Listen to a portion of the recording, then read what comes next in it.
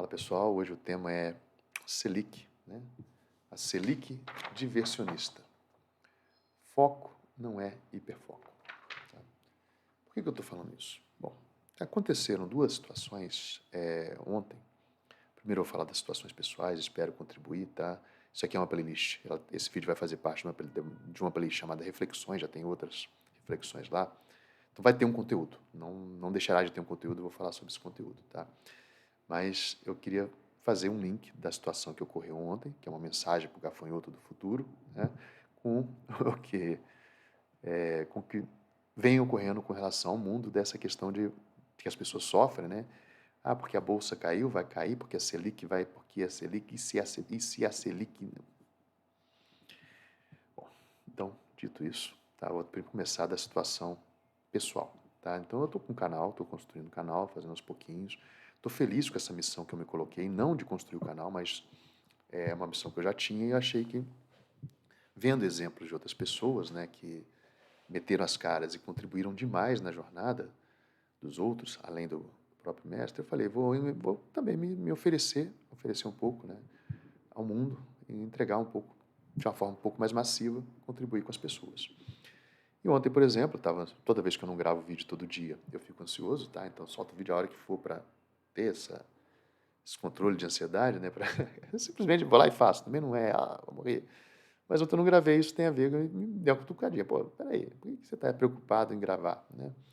E ontem eu tinha ganho o dia. Eu ajudei duas pessoas muito queridas e nessa ajuda eu consegui dar passos importantes, a meu ver, para o crescimento dessas duas pessoas. E eu falei, olha, ganhei o dia, não preciso fazer um vídeo hoje, né? Fique feliz. E fazendo um vídeo hoje seria o quê? Um hiperfoco. Quando você entra nessa história, eu diria assim, eu não sou conhecedor não, profundamente nada dessa história de extrema cognição, não sei o quê. Experiência, tá? Quando a gente sabe que está no hiperfoco, é quando a gente começa a fazer, um dos sinais que eu sinto, é quando a gente começa a se questionar. Poxa, eu estou perdendo muito tempo nisso, eu estou deixando de dar atenção para tal coisa, será que tal coisa não poderia estar melhor? Então você começa a falar, poxa, será que eu não estou extremamente focado? Isso não aconteceu uma, duas, três vezes na minha vida, não. Estou falando que aconteceu ontem, tá? Acontece todo dia, a vida é assim. Né? Você está se questionando, você constrói jornadas, né? Um longo prazo de sucesso é feito de diversos pequenos prazos de sucesso, tá? E aí eu falei, poxa, vou lá falar sobre vou fazer um vídeo de reflexão, que há muito tempo eu já vinha querendo fazer, então estou cheio de dívidas, de coisas que eu quero colocar no canal. E ontem eu falei, vou focar, né, eu vou focar em desfocar. Eu vou focar em ficar tranquilo, não vou fazer vídeo. Gostaria de ter feito, isso contribui muito, essa jornada diária é importante para muitas pessoas, eu sinto que é. Tem uma audiência que é muito... Vou botar assim, praticamente todos os dias de 100 a 300 pessoas assistem as novidades, né, e assistem bem. Dessas 100 a 300 pessoas, eu diria que 40 chegam ao final dos vídeos. Isso para mim é muito importante, tá? Quando as pessoas chegam ao final do vídeo e eu falei, putz, fiz um vídeo de 1 hora que fosse para uma pessoa, né, que contribuiu para alguém. Então isso eu gosto de ver essas estatísticas do YouTube, né? E eu estava nesse foco, hiperfoco, né? Eu estou perdendo foco, mas Aí eu já tinha contribuído no dia, eu falei, não vou, amanhã eu gravo, tá? Fico tranquilo. E essa meta diária vai ser cumprida dessa forma. E no final do dia, ao invés de eu preparar um roteiro, de eu pegar, apurar as cotações, que eu sempre faço normalmente, né? E vou falar no vídeo, eu falei, não, vou pegar, vou tirar as coisas da frente, fazer coisas que eu também gosto e respondi praticamente todos os comentários. Eu acho que eu tento não deixar nenhum comentário sem resposta. Me diverti nisso, né? Tirei o foco um pouco da ideia da produção diária, das playlists e tal. Me afastei. Há momentos que a gente tem que fazer isso. Fiz a minha contribuição do dia, estou feliz. E, feito isso, tirei, né, um pouco do peso e pude fazer uma reflexão que eu já estou querendo fazer faz tempo. Porque eu falei, poxa, deixa eu ensinar, deixa eu explicar um pouco de como é que funciona e trazer uma reflexão sobre a Selic. E calhou hoje até do Morning Call do mestre falar de uma situação que... falar da questão do tempo aplicado, né? Eu gosto muito de ver o tempo sendo aplicado em relação às nossas oportunidades, né, que eu diria que são os aportes, independentes da taxa, que a taxa é incontrolável, tá? Isso não sou eu só que falo, não. Tem um outro grande mestre, tá, que gosta de bater nessa tecla. O que importa é aporte e tempo, né? Tem a taxa também interfere, mas o que importa é aporte e tempo. Então eu pretendo mostrar, falar um pouquinho dessa trajetória, tá? E aí, indo para o foco e hiperfoco, em relação à Selic diversionista, tá? Porque não é só a Selic que é diversionista. Eu fico vendo, assim, existe toda uma... são profissões, tá? Não estou falando, existe toda uma cadeia. Não é uma crítica, não é uma concorrência, não é uma... tem que parar de ver tudo como se fosse maniqueísta. Essa coisa de maniqueísta é de séculos, milênios atrás. Então, o que é maniqueísmo? Maniqueísmo é quando tem que sempre estar colocando oposições entre as coisas e não consegue ver, por exemplo, que uma rua cheia de bares, onde todos ali, entre aspas, são concorrentes, na verdade eles são colaboradores entre si. Porque se a rua não fosse cheia de bares, nem, não teria público para todos. Então existe esse tipo de concorrência que não é uma concorrência, né? São maneiras de você viver em conjunto, tá? E ter, juntar esforços. Quando eu estou falando, então, que a Selic, ela é diversionista, que era o que eu ia colocar, né? E o que ela ajuda, esse é o maior dos problemas, né? Para mim, foco é uma coisa, beleza, show. Quem tem foco, show. Quem desvia o foco, tudo bem. O problema é viver em constante desvio de foco, achando que está focado. Isso aí é uma prisão. Mas, como eu disse, mesmo nessa prisão, eu levo isso como naturalidade, não vou falar, mas não. É um caminho que as pessoas passam para progredirem. E muitas pessoas vamos supor, uma pirâmide, né, de pessoas que estão querendo, porque também ninguém é obrigado a querer isso, né, tranquilidade financeira, e pessoas, todo mundo aqui, vamos lá, pessoas que não sabem o que é tranquilidade financeira, não se importam com a qualidade financeira, porque a gente acha que a gente a gente vive num mundo gigante porque a gente vive num país de 200 milhões de pessoas. Cara, a Índia tem 1,4 bi, né? A China tem 1,2 bi. Por mais que a gente ou tenha, às vezes, uma percepção, tem muito quem está nem aí por vida de tranquilidade financeira. Tá? Então, olhando uma pirâmide gigante, onde tem um monte de gente que não está preocupado com a tranquilidade financeira, tem aquelas pessoas que começaram a se interessar pela questão da tranquilidade financeira. Essas pessoas que se interessam pela questão da tranquilidade financeira vão entrar na pirâmide e se elas tiverem sorte, por exemplo, elas podem chegar lá no topo da pirâmide da tranquilidade financeira. Não quer dizer que é o sucesso financeiro como se reconhece nas propagandas, né? De estou rico, estou pobre, estou rico, sei o quê, ganhe dinheiro com isso, né? Ganhe dinheiro sem fazer nada. Então, assim, cada um vai ter a sua percepção de tranquilidade financeira. Eu gosto da minha, que é uma questão de estar livre para fazer as coisas que eu gosto, de ter a oportunidade de, a qualquer momento, assumir compromissos ou ir para outras jornadas, né? Então, eu gosto da minha perspectiva de tranquilidade financeira que eu construo há 20 anos. Não é uma coisa que nasceu só porque eu falo de derivativos, eu cresci, eu construí ela através de derivativos. Não, não foi. Tá? Não foi. Mas hoje, dentro da consciência que eu tenho, eu olho para os derivativos e falo, poxa, se eu tivesse começado, eu comecei bastante tempo no mercado financeiro, eu orientaria a minha família, né, a ir por aqui. Tá? Não tem nada demais, a gente pratica derivativos. Quando você faz o seguro de carro, aquela velha ladainha, você está praticando derivativos. Tá? Outra opção é não fazer o seguro do carro, qualquer seguro. Entre um seguro de uma loja, vamos lá, um pouquinho de conteúdo, né? Um seguro de um celular, você está segurando aí, sei lá, você gasta R$ 400 para segurar 4 mil reais, não sei quanto, você nem não troca, não tem essas percepções. E aí você vai, poxa, peraí, R$ 400 para 4 mil são 10% pelo seguro. E aí o carro é 3 mil para 50 mil, opa, já não é tanto. Então, e por um ano ou por 2 anos, então tem várias, só que o celular tem muito mais risco. Então, a maneira que a gente trabalha na vida, a gente já usa derivativos, e eu falei, poxa, é legal, acho que por aqui a gente pode ter uma contribuição de conhecimento perene E aí eu olho para trás e falo, nossa, então valeu a pena eu ter dado aquele foco em diversas situações da minha vida, e em alguns momentos, quando eu percebi que tinha um hiperfoco, sair fora. Mas o que tem a ver isso com Selic diversionista? Putz, bom, nesse mundo que eu falei que tem uma grande pirâmide, né? Uma pirâmide financeira aqui, tá? Em que você está em busca da sua tranquilidade financeira, isso aqui é um universo pequenininho, tá? Porque nem todo mundo está preocupado na tranquilidade financeira, e a gente não tem nada com isso e também não precisa criticar, né? Simplesmente as pessoas gostam de viver. Tem as pessoas que têm tranquilidade financeira, tem as pessoas que têm tranquilidade de vida. Elas podem olhar para trás e falar, olha, vivi uma vida boa, né? E como o mestre citou, se você tem cabelo branco, você já é um vencedor, você está sinta-se feliz e com algumas missões cumpridas, né? Bom, mas voltando à Selic. Então, na hora que a gente está nessa, por mais que seja ruim, existir um momento da vida em que a gente se apaixona pelo mercado financeiro, ou tem essa ou que ninguém põe ilusão na gente, a gente põe ilusão, né? Tem essa ilusão de que eu vou entrar no mercado financeiro, eu vou falar sobre Selic, vou falar sobre DI, não sei nem o que é isso, mas vou falar sobre CDB, ações, né?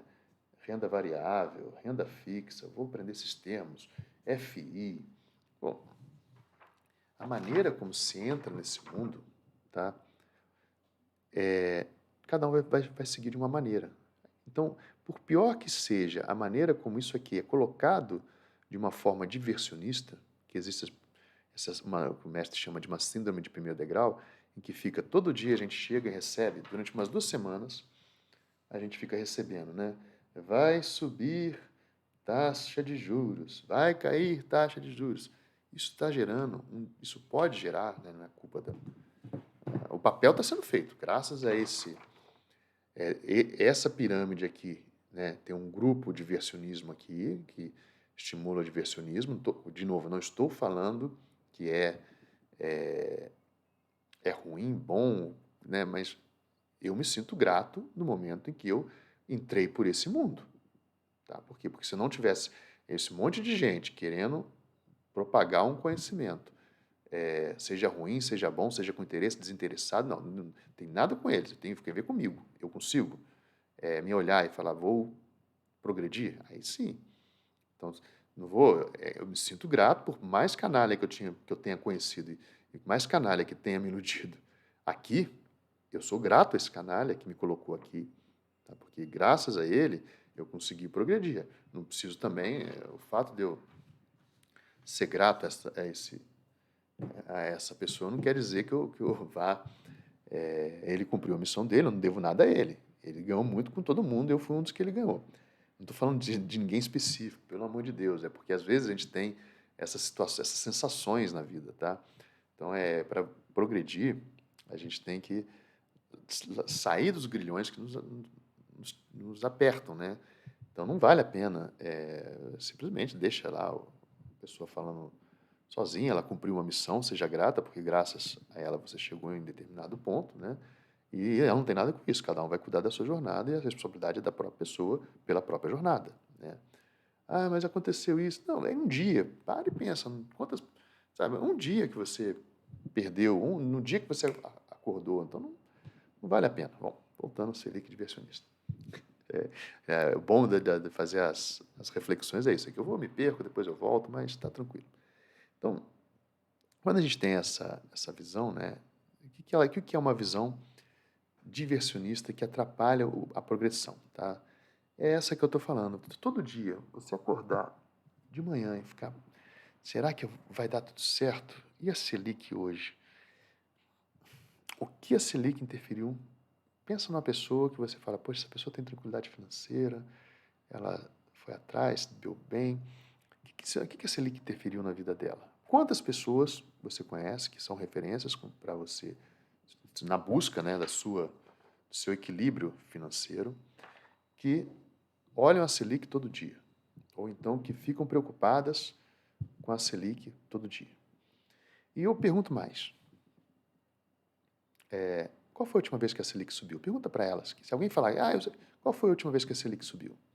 Quanto que subiu?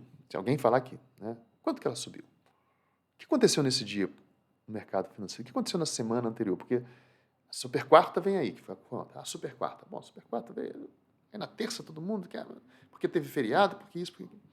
Tá, porque teve feriado. O último feriado, antes desse feriado, foi o carnaval. Como é que o seu investimento, ou a sua operação, as suas operações, se comportaram no último feriado? E na última taxa Selic? Não dá para lembrar, sabe? Não é uma questão, é por quê? Porque houve uma dispersão. Desvia, e eu gosto muito, às vezes, do Morning Call do mestre, por quê? Porque todos os outros Morning Calls são muito voltados a vamos saber qual é o preço do minério, qual é o preço do petróleo. Eu perguntar para vocês, qual é o impacto? É que assim, o que eu estou querendo dizer é que não é que essas coisas não são importantes, mas é como trabalhar para que elas sejam importantes, tá? Para que elas sejam perenes, que elas não sejam fugazes, que elas não tirem, né? Porque às vezes você precisa também de dar um diversionismo, dar uma saída, né? Que é a questão do hiperfoco. Eu falei, ontem eu estava no hiperfoco, eu falei, poxa, eu ajudei duas pessoas, eu falei, alguém me pergunta de mentoria, o outro me pergunta de aula, e aí de repente eu vejo que eu consigo contribuir absurdamente, né? Eu me sinto feliz, né? Não sei, eu não tenho essa ambição, essa pretensão, né? E também não tenho a falsa modéstia, né? De que a pessoa não teve um salto de entendimento, né? Mas, voltando, eu me sinto feliz de ajudar, né? E aí você fala, putz, eu estava lá com aquele hiperfoco, pera, deixa eu me diversionizar, né? Vou fazer um diversionismo aqui, vou dar uma afastada, e se eu estava pesquisando como é que eu posso entregar um conteúdo melhor, se eu estava só no roteiro, deixa eu dar uma afastada, peraí, e se eu fizesse por esse outro caminho, tá? Também não estaria contribuindo, e essas pessoas, no futuro, também não poderão contribuir, então o que eu estou fazendo? Imagino que seja, a gente tem lá 700 e poucos inscritos, o que eu estou fazendo para 700, nada impede que outras pessoas comecem a fazer para outras 700, que seja atingindo 10, que seja atingindo mais uma no círculo de influência delas, da maneira em que ela foi atingida. Então, isso é uma forma de tentar, dentro do que eu me coloco como missão agora, tentar progredir. E ontem foi por um caso desse que eu falei, poxa, deixa eu dar uma olhada também em relação a como é que seria essa situação. Isso abre para mim, né, no momento que eu me questionei, eu senti um hiperfoco, né? Falei, poxa, eu estou focado, estou num hiperfoco, só estou olhando para isso, né? Eu já fiz um questionamento, pô, será que eu estou dando conta de tudo? Estou deixando o que para trás? Na hora que você entra com hiperfoco, o diversionismo também pode te salvar, tá? Você vai abrir uma nova janela para se deixar, né? Deixar ser atraído por outras questões em relação a qualquer situação de vida. E a Selic, eu estou falando, voltando para a Selic, eu estou usando ela como essa referência. Para uma pessoa que é day trader, por exemplo, todo dia está lá operando, o preço do petróleo diário, a variação do petróleo diário pode fazer toda a diferença. Tá? Só que é uma situação que eu digo, eu admiro quem é day trader, como eu digo, não tem todas formas são bem-vindas de colaboração, de trabalho, e ela tem que saber, ela gosta, ela focou no saber o preço do dólar, o preço do minério, o preço do petróleo, é importante para aquele morning call dela aquilo ali. E não é uma profissão fácil, né? É uma profissão difícil que você vai se conduzindo. A Selic, na minha vida, agora, perene, eu fico feliz, assim, de lembrar dela, sabe, assim, de eu ter tido ela na vida, o DI, né, o DI e a Selic, essas taxas, eu ter tido ela na vida como grandes referências.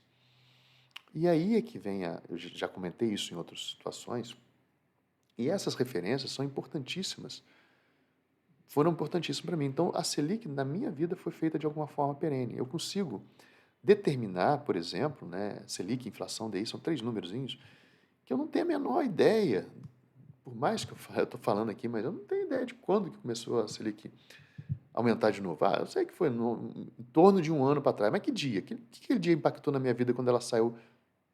Estou lembrando, por acaso, imagino que de 12 ou 11 para 13. O que aquilo impactou na minha vida? Eu fui fazer a conta, eu trouxe até porque eu estou sendo pedido também para falar sobre renda fixa, eu quero falar sobre renda fixa, Eu falei, vou pegar um livro didático. Aí peguei um livro didático e falei, cara, quanta coisa eu lembrava, eu já não lembrava mais, né? Como é que se calcula contrato futuro do DI ou bootstrapping, né? Então tem muita coisa aqui que não dá para falar em imunização em rede de carteiras de renda fixa, tá? Não dá para falar eu sou grato também ao Arthur aí, Arthur, estou te devendo, mas tá complicado fazer as coisas. Então, assim, que me estimularam a falar sobre isso, né? Então, tem desde a coisinha básica e um livrinho fino, tá? Você fala, poxa, que legal, cara, quanta coisa que eu não sabia, que eu não lembrava, estão retornando, né? Exemplos de rede de importação, tem muita coisa para ser utilizada nesse mundo de taxa de juros e de Selic, e é utilizada, é funcional. E a gente tem a ilusão de que essas coisas, às vezes, assim, são usadas, dá para ser usadas à torta direita, né? E eu tenho minhas dúvidas, né? Isso tudo aqui que eu estou falando é porque eu já fui metido a besta de ficar encarando esses conteúdos quando não existiam, né?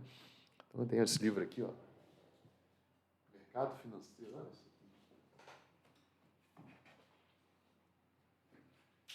aqui, ó, Mercado Financeiro, acho que eu já mostrei, né? Então, seu livro aqui me fala o banco tradicional, então eu já tenho essas. E aí, isso aqui veio depois, né? Bem depois, foi recente para retomar meus conhecimentos. Estou achando excelente. Comprei uns 3 livros de renda fixa para estudar. E aí você fala, poxa, e ao mesmo tempo que eu estou estudando, tentar contribuir com alguns, eu não venho aqui dar um recado desse, cara. Vamos usar, né, o Selic a nosso favor. Fugir da maneira como ela é colocada, de falar, poxa, de se aventurar em tirar o foco da vida, né? Por quê? Porque tem coisa muito simples. Eu vou trazer aqui um exemplo, né? Bom, a taxa Selic, ela interfere, como eu perguntei, quanto que a taxa Selic interferiu na minha vida significativamente?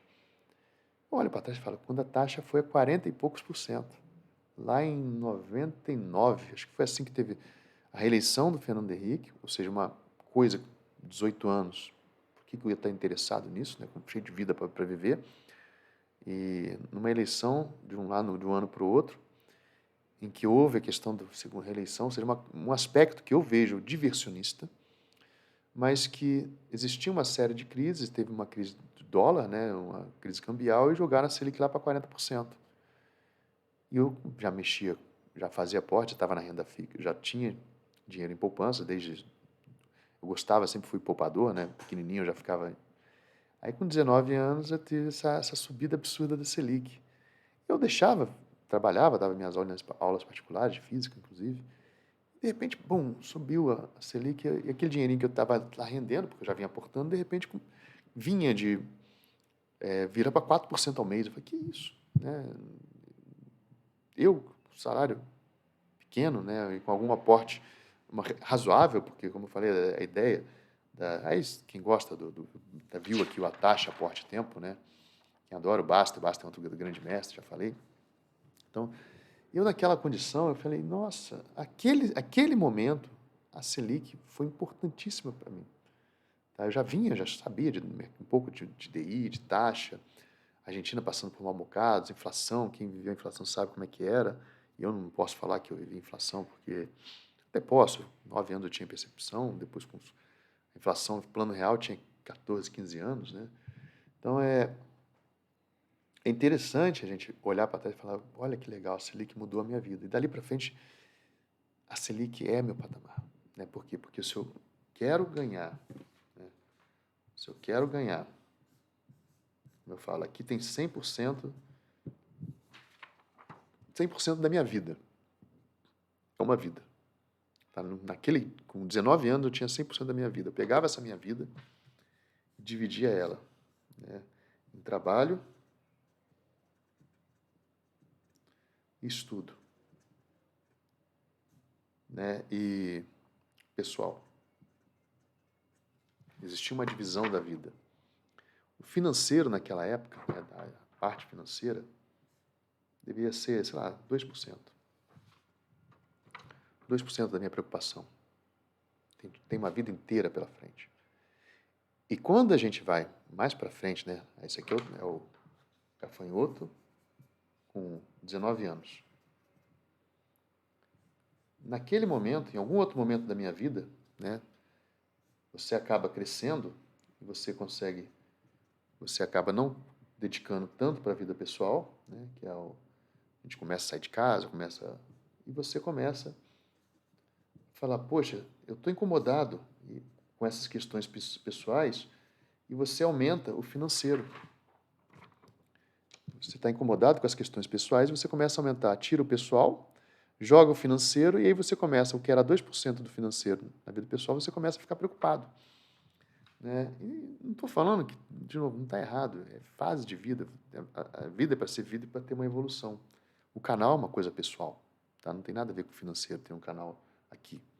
Aí isso eu estou tirando da onde? Estou tirando de outras caixinhas da minha vida. Não é uma coisa complexa, não é uma coisa simples. A Selic, nisso, ela foi extremamente importante. A partir daí, eu tive uma perspectiva, um olhar para não só para isso, né? Hoje eu estou fazendo essa reflexão que certamente o gafanhoto lá de 20 anos atrás não teria conversado com ele, não teria falado isso. Certamente falaria, o gafanhoto, é o seguinte, para de ficar olhando matéria de política. O que você impactou? O que você vai fazer? Vai fazer diferença? Né? Olha, mas a Selic ter subido 40%, eu ganhei 4%. Olha que legal o gafanhoto do futuro. Aí o gafanhoto do futuro vai virar para mim. Quando foi a última vez que a Selic fez isso? Não sei. Pesquisa. Não, mas não sei, mas o importante é que ela subiu. E depois dessa vida, né? Você perguntar para o gafanhoto agora, gafanhoto, quais foram as vezes que a Selic impactou na tua vida? Não lembro. Na verdade, eu lembro. Tá? Foi quando? Foi durante um período em que a Selic foi muito alta. Eu vi as pessoas, eu vi as questões de emprego sendo problemáticas. Tá? Isso, assim que teve essa crise da Selic muito alta, 98 para 99, foi bem complicado, né? Essa fase de vida. Depois houve uma redução constante, né? Uma redução constante, a Selic veio caindo. Só que junto da Selic caindo também veio a inflação, então já tinha dois parâmetros. Eu consegui adaptar essas mudanças, não tinha nada a ver essas mudanças com uma questão diária, de um dia para o outro. Essas mudanças aconteceram durante um processo. E você vai ajustando o barco. Porque a Selic, aí agora, recentemente, né, envolvido, eu falei, deixa eu contar uma história mais recente. Uma história mais recente, a Selic estava 4% na pandemia, chegou a 2%. Junto com a inflação, o que eu fiz ali, né, para mudar a minha vida? O que aconteceu ali? Né? E aí, você sabe os impactos? Sei impactos em diversas coisas, mas a referência Selic, e aí vem os conhecimentos de juros, compostos, juros simples, são coisas básicas, tá? Tá em qualquer livrinho. A referência Selic, ela me deu um parâmetro, me construiu um parâmetro para tomada de decisões na minha vida em que eu tenho alguma coisa para superar. Né? E eu me supero todo dia em busca do mínimo a Selic. Mas não é nem, aí que vem a última fase, né? Não é nem em relação a investimento. Em relação ao investimento tem que ganhar a Selic, mas na vida, funcionalmente, como ela impacta?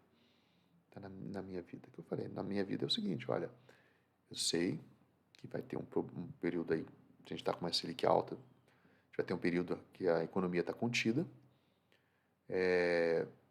Normalmente, aí, mas com a Selic alta, a bolsa cai e o dólar sobe. É mesmo? Se a Selic é a maior do mundo, o que acontece? O dólar vem para o Brasil. Se o dólar vem, o dólar fica barato. Isso, mas você sabe disso? Não, eu sei isso em 98. Né? Antes disso, né, tiveram várias quebradeiras. Tigre asiático, crise na Rússia, efeito tequila no México, Argentina.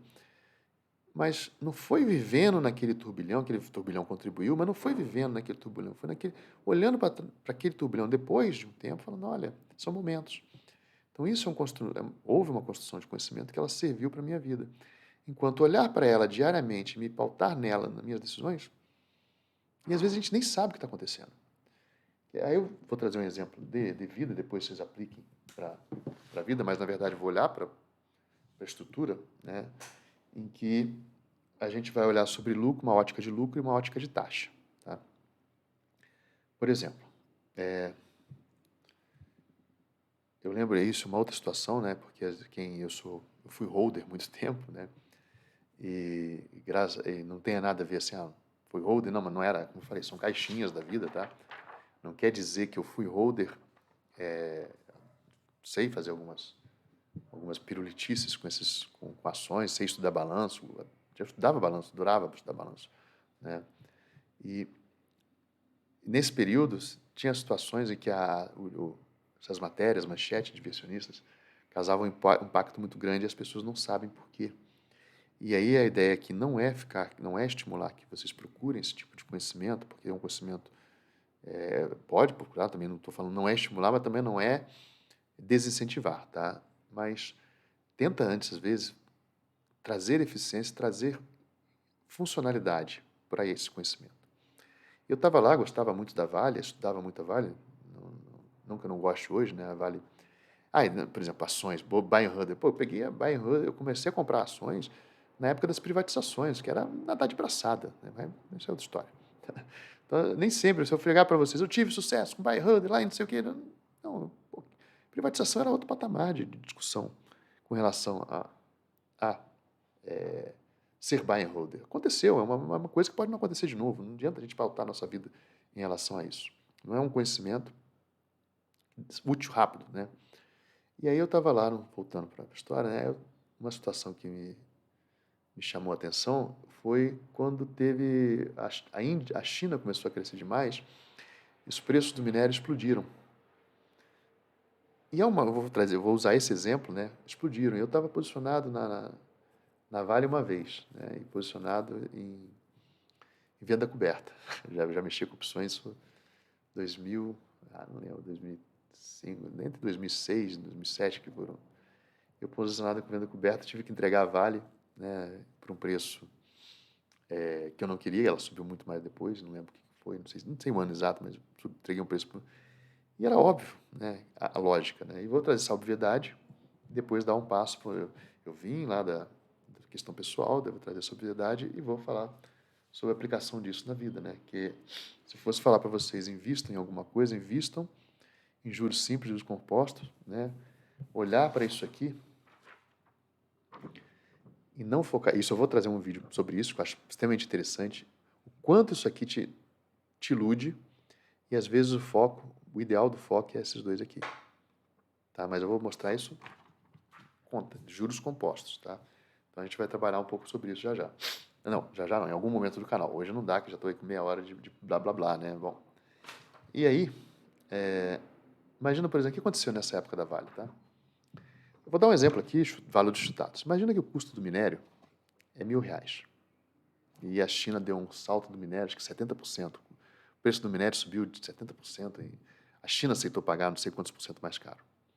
Tá? Isso pode ter impacto nenhum para quem vai comprar o minério. Para ele comprar um real mais caro, R$2 mais... É R$1 e comprar por 2, ele vende por 30.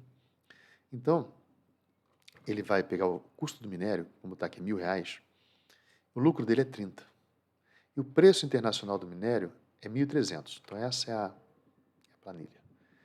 Então, o investidor da Vale, tá? O investidor da Vale, ele está aceitando receber R$30 em 1.000.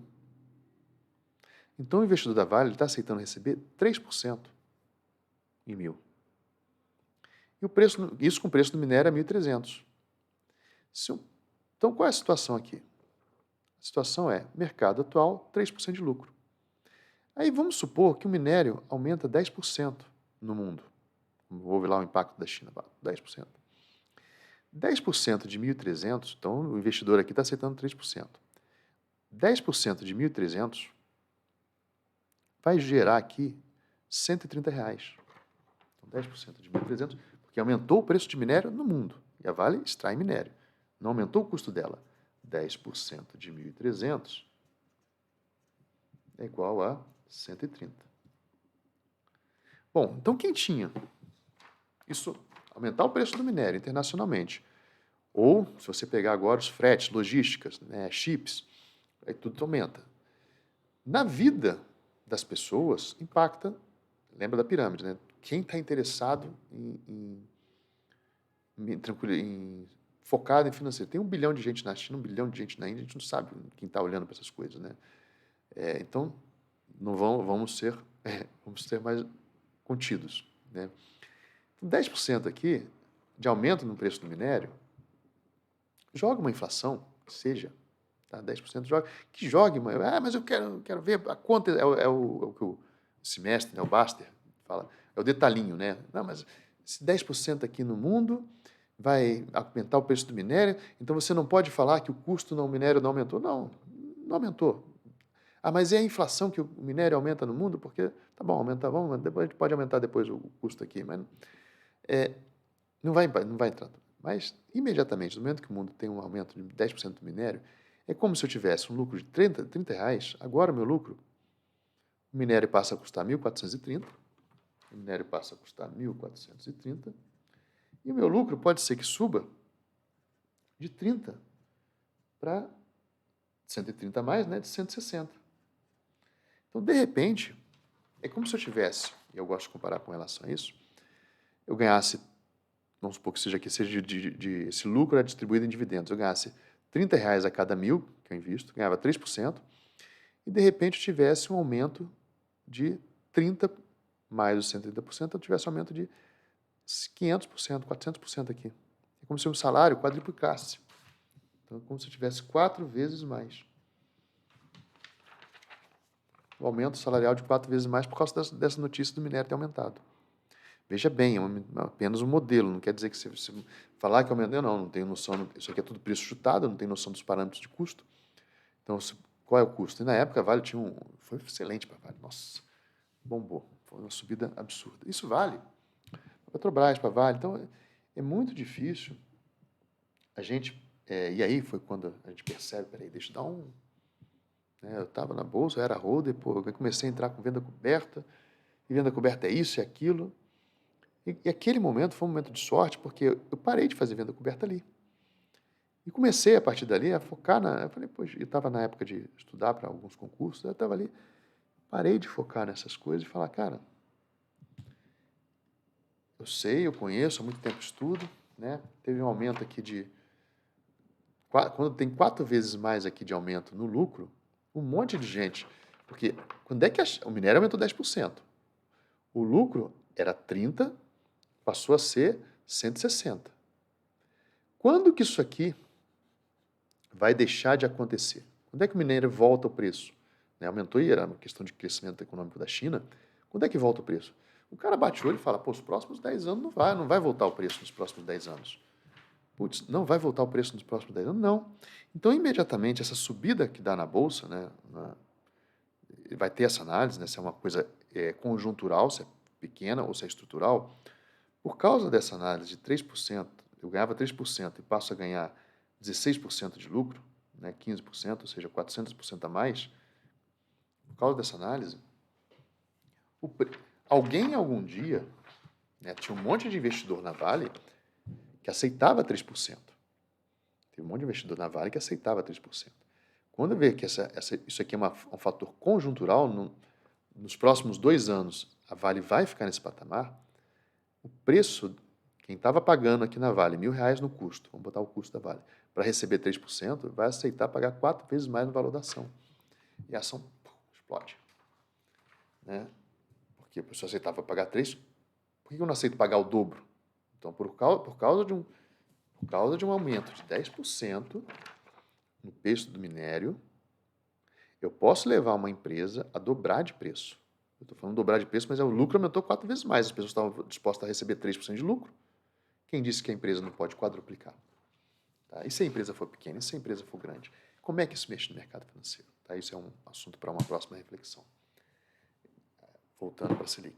Então, quando a gente está focado na Selic, preocupado com a Selic, e com essas questões, se a gente não tem esse ganho, existe um momento, se a gente não tem esse entendimento, ajuda muito, não é a gente não tem, ajuda muito a gente ter essa compreensão de que, olha, eu estou aqui, eu estou no momento de hiperfoco, aceito, não aceito, é importante, beleza, aqui eu estou no momento de foco, onde eu estou conseguindo equilibrar, não estou nem desviando nem hiperfocando. E aqui eu estou no momento de diversionista, que me interessa até para suprir as minhas necessidades. Ontem, e foi um exemplo que eu dei ontem, né? Uma pessoa falando, vou anotar essa estratégia, a cotação diária. Eu falei, não vai anotar. Vai lá e opera. Peraí, como assim? Você fala para não operar o tempo todo? Como é que você está me falando? Porque cada um vai ter uma sensibilidade. Eu gosto de olhar para o contexto da pessoa, o momento dela, né? Como aí já é com papel de educador. Eu falei, não, vai lá. Mas eu não quero que você opere, não. Vou fazer a conta. Aí eu fiz uma conta, né? Depois eu vou trazer se der tempo, eu trago um vídeo sobre essa conta, em que eu mostrei situações e aí eu mostrei um outro tipo de conhecimento que é o da certeza, não das dúvidas. Vamos trabalhar nos mundos de certeza. E conhecer a Selic, e aí vem o que o mestre fala, né, só pode acontecer duas coisas, para cima ou para baixo. Quando você tem um mundo de certezas, você toma decisões melhores, toma decisões mais acertadas e você tira a ansiedade. E a ansiedade não ter ansiedade é ótima, a forma de você fazer as coisas. E voltando ao Baster, né, ele cita essas coisas, né? A gente vai fazendo a vida. Quando você não tem ansiedade, você simplesmente vai executando. E depois, pensa, nossa, como você é produtivo, como você não é produtivo. Não, sentei lá e fiz. Estou aqui gravando 40 minutos. Sentei lá e quero ver. Esperava um vídeo de 20, deu um vídeo de 40, normal. E nisso, fica o recado final aí, tá? De cuidado com as ansiedades, cuidado com os conhecimentos diversionistas, tá? Isso não vale só para a Selic. A Selic, existe toda um mercado, que não estou questionando, não estou falando que é ruim, não estou falando que é bom, em que vale para consumidores que estão dispostos, tá, a saber todo dia quanto está a Selic. Ou saber todo dia se daqui a pouco ela vai subir ou vai descer. Eu não me importo com isso. Tá? Não me importo por quê? Porque dentro da minha história, a Selic não me afetou muito. Nesse exemplo aqui, tá, afetou poucas vezes. Essas alterações diárias, saber, me preocupar, não afeta. Porque depois que aumenta a taxa de juros, aqui foi um exemplo, ó, ela teve o minério teve um aumento de 10%, a Vale explodiu, né? Me afetou, mas não me quebrou, porque podia acontecer qualquer coisa, sempre pode acontecer esse tipo de coisa, né? Se a questão não fosse estrutural, esse aumento não fosse estrutural, provavelmente a Vale não teria explodido. Muitos achariam que teria explodido, teriam comprado a Vale e depois a Vale voltado para o mesmo preço, ou até mais baixo, né? Foi apenas uma desova de mercado, houve um acúmulo de mercado, aí desovou o mercado, daquele último suspiro, depois caiu e não entrega mais nem 3%, entrega menos que 3%. Então, isso que eu estou dando de exemplo aqui, trazer para a nossa vida.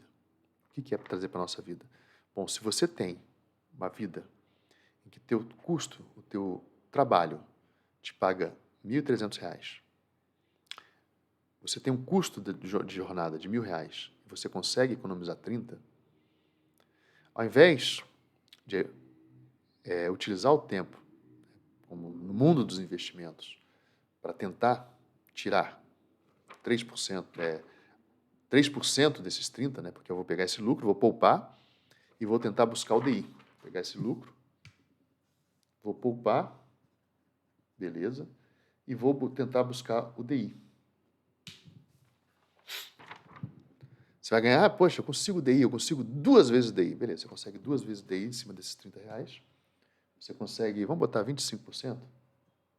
25% de 30 são R$ 7. 7,5, se eu não estou me enganado. Então você consegue, em cima desse aporte que você está conseguindo fazer, em cima desse aporte de R$ 30, você está preocupado com a taxa, tá? E você conseguiu fazer uma coisa que nenhum fundo consegue, ganhar 25% de DI. Beleza, você ganhou R$ 7. Aí vem uma conversa que eu tive hoje, né, com a pessoa humilde, que recebe isso aqui, tem o custo disso aqui, fala, poxa, eu estava querendo trocar de geladeira, comecei a pesquisar em sites da internet, aí vi que era melhor na loja, já que eu já ia lá no shopping, fui no shopping, consegui economizar R$ 200 na geladeira. R$ 200 em cima de 30, que é o mesmo, vamos botar que seja o mesmo parâmetro, né? R$ 200 em cima de 30, em uma jornadazinha, ele conseguiu economizar muito mais do que essa taxa. Muito mais do que essa taxa. Então, No momento que eu faço alguma alteração, isso eu estou dando exemplo, tá? Mas isso serve para qualquer coisa, tá? Qualquer coisa, assim, para tua empresa, para o teu salário, pequeno, grande e tal. Olhar as taxas, normalmente, elas têm impacto, sim. Mostrei aqui como é que esse impacto pode ocorrer, né? Aumentou 10% no minério, não foi uma taxa DI, mas como ela vai impactar na sua situação, depende se ela entra no preço, né, final, ou no seu custo inicial. Se o custo de extração de minério tivesse aumentado, vamos supor, inflação, o custo de extração do minério tivesse aumentado por um imposto de 50%, vamos taxar 50% do minério. Eu já começava a produzir minério por 1.500 e só conseguia entregar minério por 1.300. Começava a ter prejuízo pesado por mês. Então, não dá para ficar... E aí que vem a questão do uso diversionista das informações, né? Tenta pegar as informações e usar para vocês mesmos, para nós mesmos, para a gente. O que ela vai ser útil na minha vida? E eu gosto de dividir eu gosto de olhar o que o Baster ensina, né? Também. E o mestre também ensina para coisas parecidas, em que você tem que buscar esses fatores aqui, em algum momento equilibrá-los. Estar em constante equilibrando, né? Eventualmente, eu aportei, no caso, eu dou exemplo, vamos dar um exemplo de call longa, já que a gente está no derivativos, né? Eu comprei uma call longa, o que eu fiz ali? Eu aportei. Eu consigo tirar uma taxa maior, baseado no tempo? Sim ou não? Mas esse aporte que eu faço de call longa, para comprar call longa, bem longa, para ganhar taxa no tempo, eu usei trabalho. Tá? Eu tive que dedicar trabalho e conhecimento. E quando a gente começa a pensar dessa maneira, você começa a estruturar, né? Vamos falar das call longas, né? Aquela pirâmide. Então você tem tempo, você tem ideia, tá? E o conhecimento o tempo e a ideia levam para materialização. Então tive tempo, tive ideia da call longa. Aportei. Comprar call longa e fazer trava diagonal de linha foi uma materialização. Conseguir colocar isso no meu tempo, né? Conseguir colocar isso e aumentar. Eu consigo escalar, consigo fazer mais vezes. Consigo escalar. E depois eu vou para tentar fazer com que essa estratégia ela se comporte bem, né? Porque call longa é uma estratégia, que eu ainda estou devendo esse vídeo também, baseada essa estratégia se comporte bem, independente da taxa de juros. Como é que eu posso estudar para que ela se perpetue, para que essa estratégia de comprar call longa, que eu conto aqui no canal, né? De usar o resultado, por exemplo, das rolagens das puts, do spread long put. Eu gero call longas. Com essas call longas, eu consigo trazer residuais e fazer travas diagonais de linha e ali eu vou vender os strikes conforme as taxas de juros. Percebe que toda essa lógica é uma lógica em que eu estou tentando gerar um processo de conhecimento que perpetue, né, independente, o ganho. Não preciso, e aí vem a história, voltando ao foco e hiperfoco, eu não estou tendo foco ou hiperfoco na Selic, mas em como ela funciona na minha vida funcional. Por isso que eu toco tantas pessoas me perguntam, a margem, ou quanto você tem de margem, quanto você usa de margem? O meu foco é custódia funcional. Tá? Meu foco é custódia funcional. Por isso que eu não tenho esse foco de custódia funcional, eu consigo não ter uma visão hiperfocada, né, porque eu tento manter várias, e nem tanto diversionista. Bom, chegamos ao fim, acho que deu 50 minutos, está excelente para a gente almoçar e ouvindo um monte de tralalá. Não, é um vídeo até diversionista, tá? Mas é um momento que eu precisei ser um pouco diversionista para trazer algumas questões em relação a ter foco ou não. Deixei um monte de ideia solta aqui, propositadamente, tá? A ideia já da reflexão foi dar a gente chama de catarse, né? Pensamento catártico. E deixa eu até ver se não estou falando besteira também, né?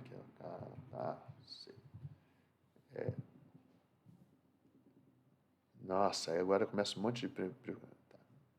É o estado de purgação espiritual que o indivíduo almeja, por exemplo, através da... Não é não é essa catarse que eu estou falando, tá? É a ideia de que você está soltando, abrindo a mente como se fosse um tal do brainstorm, tá? Abrindo a mente para tentar deixar algumas outras reflexões, umas pulguinhas aí atrás da orelha com essa percepção de que, olha, eu estou ganhando meu tempo quando eu assisto, por exemplo, estou ganhando meu tempo quando eu assisto um Morning Call que não fala do mercado, mas todo dia me entrega algum conteúdo. Quando eu assisto um canal que eu fico lá 1 hora, mas dali eu posso tirar ideias, né? Pego o papelzinho, anota, poxa, como é que eu posso aplicar? Pega esse papel e fala, como é que eu posso aplicar isso na minha vida, né? O que eu posso fazer? Eu estou lá com... Porque tem vezes que a partir de um certo momento da tua vida você tem que entrar, né, em outras situações, né? Mas como é que eu posso aumentar, que eu vejo aumentar minha máquina de fazer dinheiro, melhorar ela, né? Porque hoje eu já tenho vamos lá, na minha profissão, eu já alcancei o nível de perpetuação. Olha que tranquilidade. Tá? Na minha profissão eu já alcancei o nível de perpetuação. Mas será que eu não posso também ter isso na minha vida financeira? Ou será que eu não posso ter outra profissão que eu gere isso, né? Gere escala? Então, essas várias piramidezinhas, elas são capazes de você pensar, né, na mesma lógica de dinheiro e tempo. Você tem que pensar nisso. Depois, materializar, escalar e perpetuar. Não existe pirâmide perfeita. Você pode fazer uma pirâmide pequenininha. Você pode fazer uma piramidezinha. Bom, eu tenho a minha pirâmide da profissão, tenho lá a minha pirâmide da poupança, tenho as minhas pirâmides, tenho 2 pirâmides aqui de renda fixa, que eu gosto de renda fixa, tenho 3 pirâmides de ação, uma de ação, uma de FI e uma de derivativos. Só derivativos é o melhor. Tem esses montes de pirâmides aqui. Em alguma delas você não consegue entrar no nível de escala, em outras você consegue, mas na hora que você vai botar no papel e olhar, poxa, eu estou pensando em investimento e não estou economizando, por exemplo, estou perdendo muito mais. Então, qualquer momento você parar e falar, deixa eu parar, isso é um momento excelente de reflexão, que é no brainstorm você faz isso, né? Você faz o brainstorm, joga aquele monte de ideias, depois tem a fase de seleção, né, de síntese, o que vai ser usado de fato numa campanha, num empreendimento, num projeto. É isso. Falei demais, espero que aproveitem. Tá? Esse é um vídeo solto. Hoje à noite tem vídeo, tá? Não vou deixar de fazer. E sou muito grato a todos que estão acompanhando o canal, todos os comentários. Sou muito grato ao mestre, aos meus ancestrais, ao Baster, ao Eduardo Fortuna, que fez esse livro do mercado financeiro lá atrás, me ajudou muito, inclusive, em concurso. Sou grato a muitas outras pessoas que não cabe falar aqui de tanta gente. Tá? Obrigado, até o próximo vídeo.